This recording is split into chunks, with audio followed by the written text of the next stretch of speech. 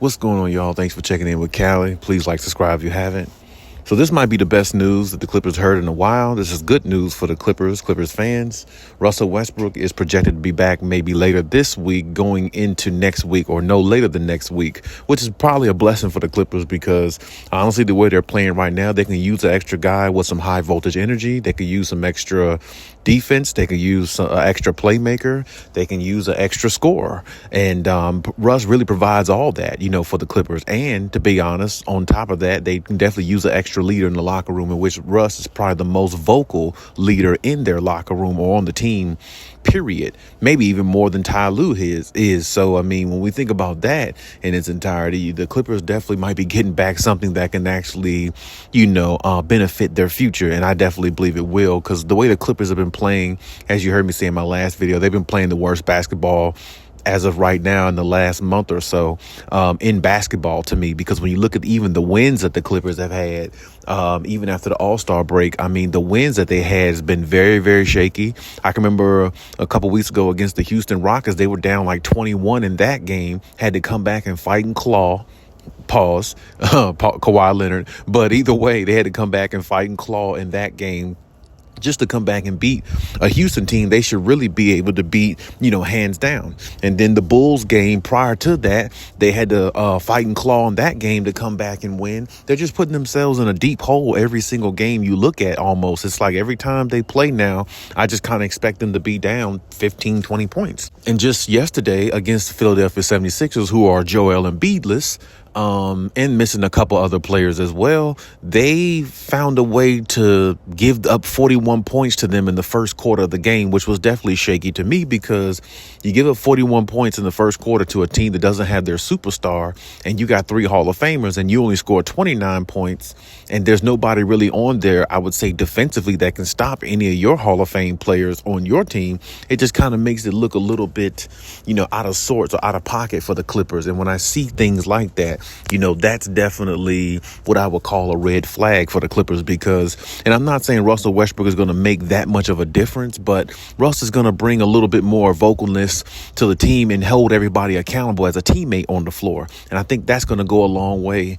And I think that's something that is going to, help the Clippers ultimately maybe at least go out there and play with a little bit more effort. And that's why I think Russell Westbrook's return is so huge for the Clippers, because if it gives them the mindset to go out there and play with more effort, well, really, that's all the Clippers are missing, because the team, the players, the coach, they pretty much have everything you need. You would think they would need to be the team that they were, or a good team in the NBA, which they were prior to the All-Star break. So, everything else might come back into place when they get him, because maybe then, you can see more dynamicness off the bench, because really, if you think about it, Norman Powell is really the only one they kind of rely on off the bench to really give them productivity offensive wise.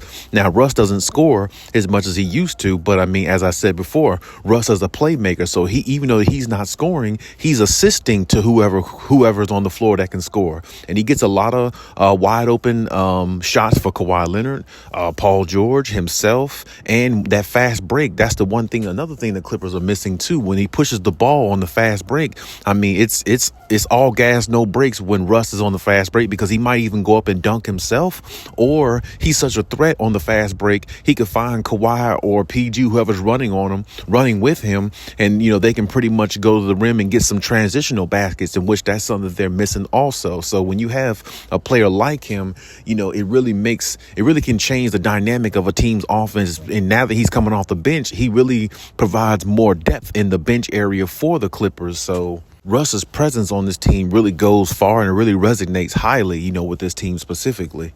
I just didn't think that it would make this much difference with him being gone. But hey, I guess it does. And then, even if it doesn't, like I said, he's still somebody that's going to bring a different voice, a different type feel back to the team that they had when they were in their winning ways earlier this season. And everybody's going to be back at their normal position, because nobody has to kind of make up for what Russ does, because he'll be back.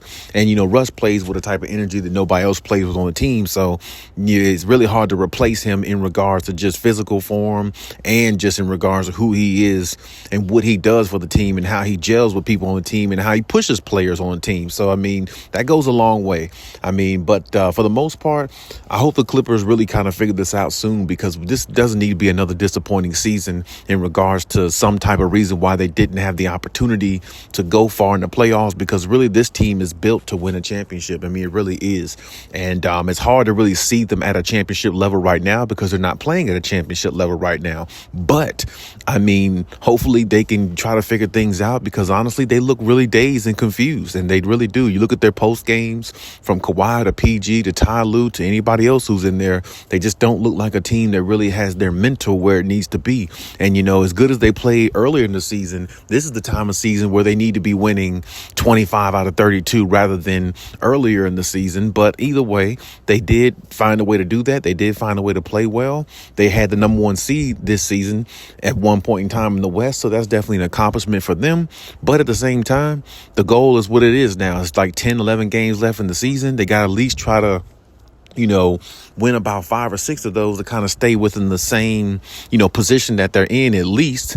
And hopefully if they could win more than 5 or 6 out of the last 10 or 11 games, that'd be good. Maybe they can move up another spot into the 3rd spot, which I don't think that's possible at this point, the way they're playing. But I mean, you never know. So depends on who else finds a losing streak at this point. But every team is playing really hard right now, and I understand that. So the Clippers definitely need to find a way to do the same thing, because this is the point of the season where you don't want to be playing lackluster, because your defense, your offense, everything needs to be more on one accord at this point in the season, because it's too late in the season to really try to figure things out. It's more or less, this is the part of the season where you figured out your angle, you know your direction, you know what you want to do, and you have to go out there and execute it. And like I said, with Russ coming back, maybe that'll make Ty Lue's offensive and defensive strategy, you know, a little bit more fluid, as it looked, you know, when they were winning earlier in the season. Maybe it'll come back to form, because if it doesn't, then I mean, we might have a big surprise going into the playoffs, and hopefully that's not the case.